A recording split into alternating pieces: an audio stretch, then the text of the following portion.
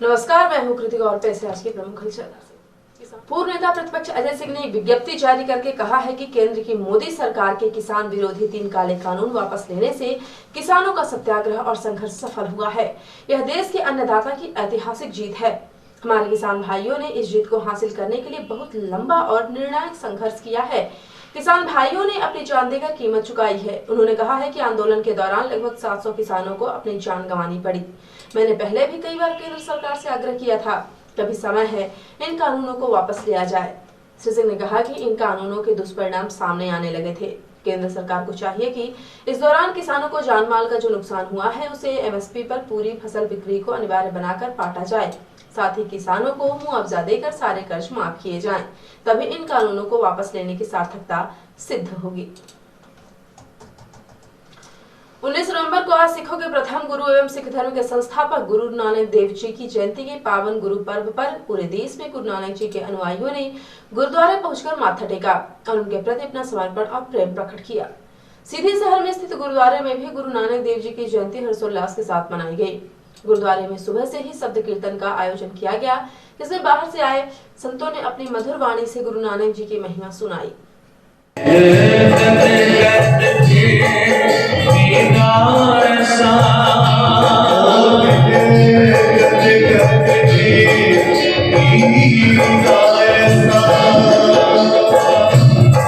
परमानंद तुम भी बस बचपानी जो रस सतनाम वाहिगुरु मुख सापे हर नाम प्यारा चतोरा सतनाम वाहिगुरु ओ सतनाम वाहिगुरु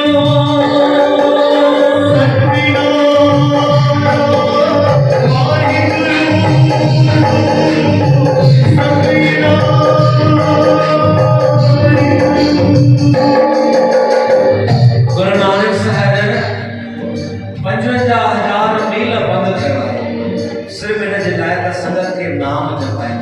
अचो प्यार सां वठो नाम जपे वठो सतनाम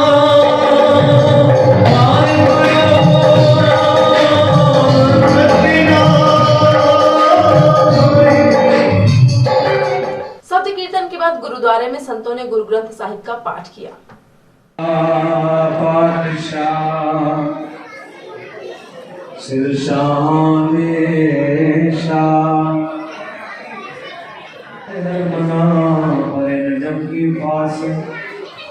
सरना पोयो ही गयो लियो जनार्दन जीत कहो नानक बजहर मना और जात है रीत तीर्थ भयो सूझे नहीं हाल पहुँची वान कहो नानक दरबार रे बजे भगवान।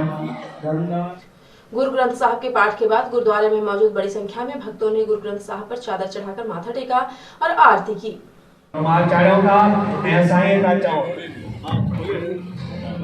ओ दाना मीरा साई मेरा नानक सार न जाना तेरी तो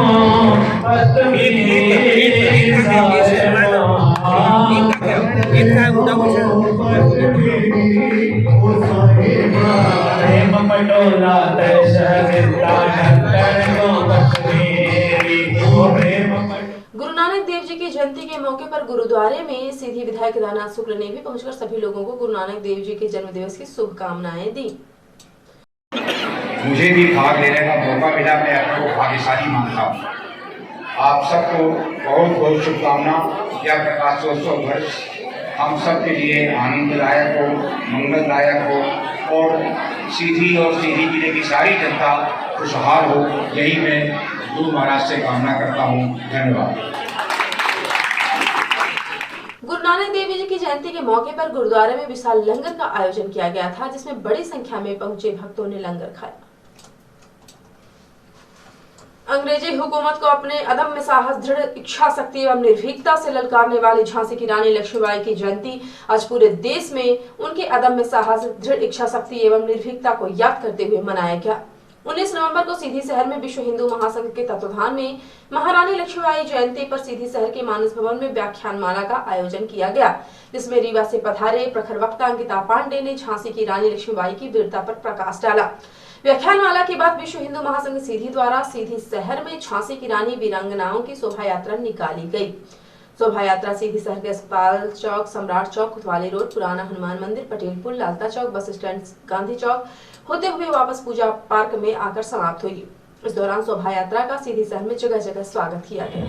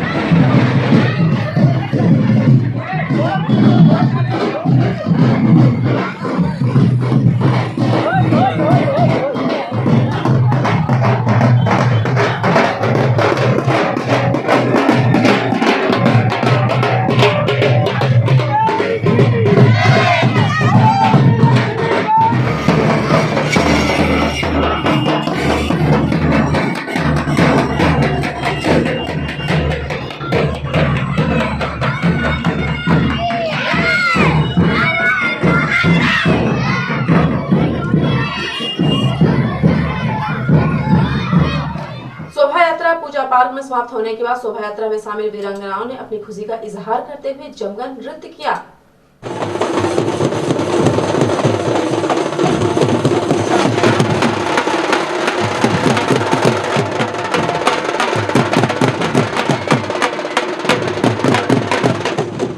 ये आज आपने रानी लक्ष्मीबाई का जुलूस निकाला है, क्या उद्देश्य थे इसके और काफ़ी वर्षों के बाद आपने ये जुलूस निकाला है?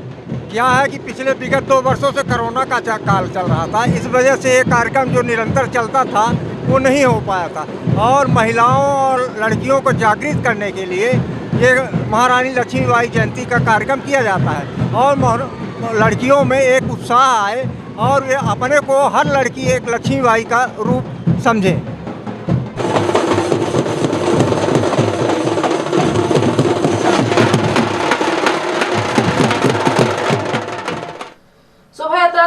के बाद रानी लक्ष्मीबाई शोभा यात्रा का इस जिले में शुभारंभ करने वाले वरिष्ठ समाज सेवी बीजेपी नेता गीता सिंह ने NTV इंडिया न्यूज को अपनी प्रतिक्रिया दी।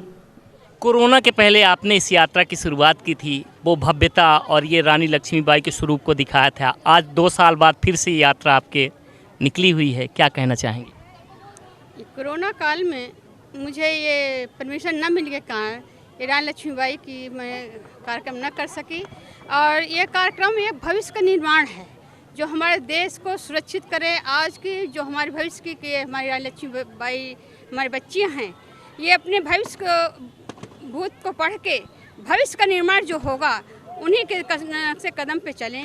कुछ देश के लिए, कुछ अपने लिए, कुछ लक्ष्य निर्धारित करके चलें। इसलिए मैंने ये कार्यक्रम रानी लक्ष्मीबाई का कार्यक्रम रखा, और हमारी प्यारी बेटी अंकिता पांडे जी को मैं रीवा से बुलवा के ले आई हूँ, क्योंकि इनका जो भाषण था, इनके जो वक्तव्य थे, लड़कियों में एक लक्ष्य, एक जागरूकता आवे, इस उद्देश्य से मैं रानी लक्ष्मीबाई की एक कार्यक्रम रखती हूँ। NTV इंडिया न्यूज को व्याख्यानमाला में शामिल होने आई प्रखर वक्ता अंकिता पांडे ने भी रानी लक्ष्मीबाई की शोभा यात्रा पर अपनी प्रसन्नता जाहिर की। निसंदेह अब आज हम सब यहाँ झांसी की रानी लक्ष्मीबाई जी की जयंती के उपलक्ष्य में यहाँ एकत्रित हुए, और जिस प्रकार यहाँ पे लक्ष्मीबाई स्वरूपा ऐसी विशाल संख्या में बहनें यहाँ उपस्थित थीं, तो आज यकीन हो रहा है कि हम जिस 21वीं सदी के भारत देश में निवास कर रहे हैं, तो आने वाली पीढ़ी भी हमारे भारतीय इतिहास को जानते हुए, हमारे गौरवशाली को इतिहास को जानते हुए आज़ादी के अमृत महोत्सव में कदम रखे हैं, और आने वाले समय में हम अपने भारत देश को पुनः विश्व गुरु के परम वैभव तक पहुँचाएंगे। इसके लिए प्रत्येक छात्रा शक्ति कर्तव्यबद्ध है, और निसंदेह हम पुनः विश्व गुरु के परम वैभव पर बैठेंगे। झांसी की रानी लक्ष्मीबाई की सफल शोभा यात्रा की संयोजक श्रीमती वर्षा सिंह ने यात्रा के सफल पूर्ण होने और समापन पर सभी के प्रति अपना आभार व्यक्त किया और अपनी खुशी जाहिर की। एक संयोजिका के रूप में आपने इस यात्रा को फिर से परिकल्पना की, उसको एक साकार रूप दिया, आज ये धरातल पे भी है, और आपने एक जो यहाँ की लड़कियाँ उनके अंदर एक जज्बा पैदा करने की कोशिश की। आज यात्रा सफल भी हो गई और पूरी भी हो गई, क्या कहना चाहेंगे आप? जी, बस मैं उन लड़कियों का धन्यवाद देना चाहूँगी जो आज हमारे यहाँ इस कार्यक्रम में, जिसके लिए हम इतने दिन से प्रयत्न कर रहे थे, और आज हमारे ये कार्य बहुत अच्छे से सफल हुआ। उसके लिए मैं सभी को धन्यवाद देना चाहूँगी कि हमारे इस कार्यक्रम में आके हमारे इस कार्यक्रम की शोभा को, हमारी इस यात्रा को, इस शौर्य यात्रा को उन्होंने इतना सफल बनाया, इतना मनमोहक, इतना आदर्श बनाया। इसके लिए सभी का बहुत बहुत धन्यवाद है, और आप सभी लोग पत्रकार बंधुओं का भी बहुत बहुत धन्यवाद कि हमारी इस यात्रा को इतना अच्छा और इतना प्रेरित करने के लिए। जी, धन्यवाद। कलेक्टर मुजीबुर रहमान खान की अध्यक्षता में आयोजित बैठक में सीधी जिले में स्वीकृत रेत खदानों से प्रधानमंत्री आवास योजना के पात्र हितग्राहियों की सुविधा के लिए रेत उपलब्ध कराने हेतु व्यवस्था निर्धारित करने का निर्णय लिया गया। सीधी जिले में विभिन्न चरणों में कुल 17,000 प्रधानमंत्री आवास से निर्माण कार्य किए जा रहे हैं, जिसमें रेत खनिज की सुगम पूर्वक उपलब्धता होने से निर्माण कार्य गति आएगी। बैठक में उपस्थित पदाधिकारियों एवं जिला समूह के एकल निविदाकार सैनिक इंडस्ट्रीज प्राइवेट लिमिटेड के प्रतिनिधि से आपसी चर्चा एवं विचार विमर्श उपरांत सीधी जिला अंतर्गत प्रधानमंत्री आवास योजना के पात्र हितग्राहियों को भवन निर्माण हेतु उचित दर पर सुगमता पूर्वक रेत उपलब्ध कराने के लिए जिले में पात्र हितग्राहियों के निर्माणाधीन आवास के समीपस्थ स्वीकृत रेत खदान से शासन द्वारा समूह के एकल निविदाकार को निर्धारित की गई रेत के रॉयल्टी एवं अन्य शासकीय टैक्स तथा लोडिंग चार्ज का भुगतान कर रेत न्यूनतम दर पर प्रदाय करने का निर्णय लिया गया। आपसी चर्चा उपरांत सभी प्रकार के शासकीय कार एवं ट्रैक्टर ट्राली में रेत की लोडिंग को जोड़कर 1,300 रुपए प्रति ट्रैक्टर ट्राली खदान स्थल पर निर्धारित की गई। जिला समूह के एकल निविदाकार द्वारा प्रधानमंत्री आवास योजना के पात्र हितग्राहियों को रेत उपलब्ध कराने का कोई अतिरिक्त लाभ नहीं लिया जाएगा। रेत के परिवहन में होने वाले व्यय का भुगतान हितग्राही द्वारा ही किया जाएगा। रिपोर्टर हिमानी रौतेला ने बताया कि कार्तिक मास के अमावस्या को दिवाली मनाई जाती है और उसके 15 दिनों बाद यानी कि कार्तिक पूर्णिमा के दिन गुरु नानक जयंती को मनाया जाता है। ये पर्व भी दिवाली की तरह से मनाया जाता है। इस पर्व की लोग महीनों पहले से तैयारी शुरू कर देते हैं। गुरु नानक जयंती को प्रकाश पर्व भी कहते हैं। यही कारण है कि गुरु नानक देव जी की जयंती के मौके पर चारों ओर दीप जलाकर रोशनी की जाती है। इस खास दिन को गुरु नानक देव जी के जन्म की खुशी में मनाया जाता है। गुरु नानक जयंती पर नैनीताल में गुरुद्वारे को भव्य तरीके से सजाया गया और गुरु नानक जयंती पर धूमधाम से मनाया गया। इस दौरान नैनीताल में गुरुद्वारे में लंगर का आयोजन भी किया गया, जिसमें बड़ी संख्या में लोगों ने लंगर खाए। रिपोर्टर हिमानी रौतेला नैनीताल ने बताया कि पर्वतारोही शीतलराज को उत्तराखंड के पिथौरागढ़ की रहने वाली हैं, जिन्हें राष्ट्रपति रामनाथ कोविंद द्वारा शीतलराज को अवार्ड भी दिया गया है। आज नैनीताल बोट हाउस क्लब में पहुंची, इस दौरान उन्हें सम्मानित किया गया। कुमाऊं मंडल के पिथौरागढ़ जिला मुख्यालय के नजदीक के गांव सलमोड़ा की रहने वाली शीतल राज ने एक और रिकॉर्ड अपने नाम दर्ज कर लिया है।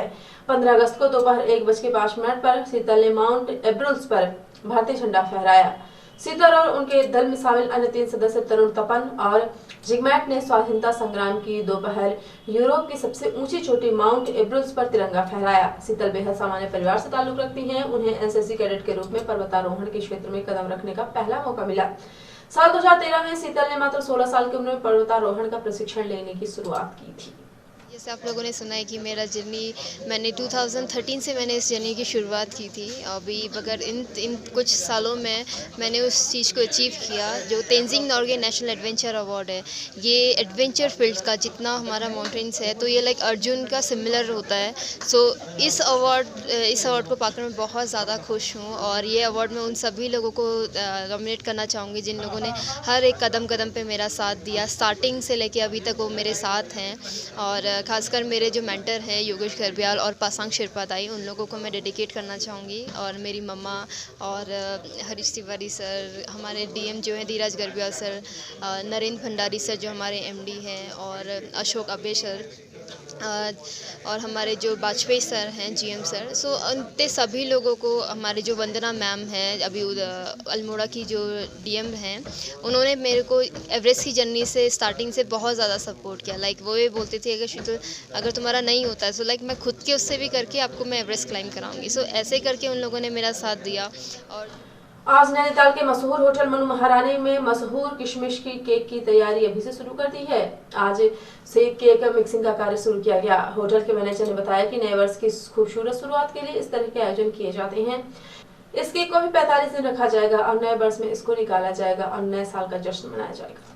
हर साल कई सालों से कर रहे हैं और न्यू ईयर का जो फर्स्ट इवेंट यही माना जाता है कि केक मिक्सिंग सेरेमनी।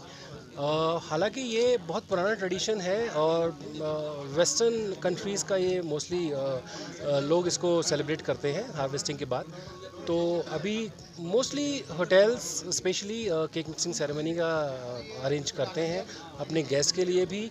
और जो 45 डेज़ का इसमें टाइम होता है, अब जैसे ये सारे ड्राई फ्रूट्स हैं इनको सोक किया जाएगा लिकर में और इसको 45 डेज़ के लिए रख दिया जाएगा। 45 डेज़ के बाद इसमें जो केक बनाया जाएगा क्रिसमस पे, वो केक इसके थ्रू जब बनता है तो उसका एक अलग ही टेस्ट होता है।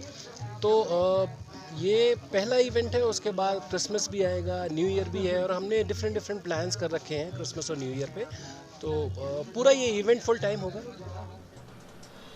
हिमानी रौतेला नैनीताल ने बताया कि डीएसपी परिसर में 2 दिवसीय संस्कृति महोत्सव गूंज की शुरुआत हो चुकी है। कार्यक्रम का शुभारंभ परिसर के एएन सिंह सभागार में मुख्य अतिथि व विशिष्ट अतिथि द्वारा संयुक्त रूप से दीप प्रज्वलित कर किया गया, जिसके बाद छात्र संघ के अध्यक्ष विशाल शर्मा ने मुख्य अतिथि के रूप में डीआईजी नीलेश आनंद भरणे को प्रतीक चिन्ह भेंट किया और विशिष्ट अतिथि अरविंद पडियार को साल उड़ाकर स्वागत किया। नैनीताल के डीएसपी कॉलेज कैंपस में गूंज 2021 की धूम रही, महोत्सव की धूम रही। इस कॉलेज की छात्राओं ने प्रतिभाग किया। प्रतियोगिता में मशहूर गायिका प्रियंका मेहरा ने डीएडी कॉलेज की महफिल में रंग बिखेरा।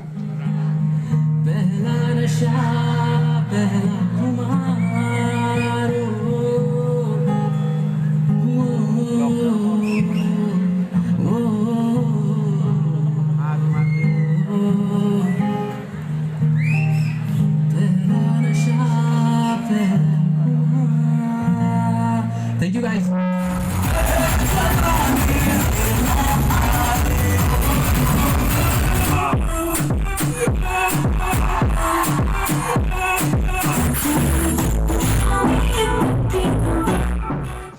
और अब से प्रादेशिक हलचल। कृषि कानून वापस लेने पर एमपी के कृषि मंत्री बोले, हम किसानों को समझाने में असफल रहे। कमलनाथ ने कहा, अहंकारी सरकार को झुका दिया।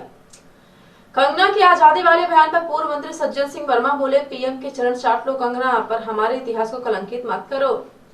शिवराज सरकार लगाएगी गौ टैक्स, सीएम का निर्देश। गो ग्रास के लिए टैक्स की योजना बनाएं। और शिक्षक भर्ती में 14% से अधिक ओबीसी आरक्षण नहीं। प्रदेश सरकार के शिक्षक भर्ती में 27% आरक्षण के आदेश पर हाई कोर्ट ने लगाई रोक। और अब पेशा राष्ट्रीय हलचल। 14 महीने बाद तीनों कृषि कानून वापस, किसान जीते सरकार हारी। प्रकाश पर्व पर पीएम मोदी का कानून वापसी का ऐलान। ओवैसी बोले, मोदी के अहंकार ने 700 किसानों की जान ली, सड़क पर उतरी जनता तो डर गई सरकार। रानी लक्ष्मीबाई का किला देखने पहुंचे पीएम मोदी, डिफेंस कॉरिडोर की रखी आधारशिला, सेना को सौंपा कॉम्बैट हेलीकॉप्टर। और कृषि कानूनों की वापसी पर न्यूयॉर्क टाइम्स ने लिखा, पीएम आखिर नरम पड़े, पाकिस्तानी अखबारों ने कहा मोदी सरकार झुक गई।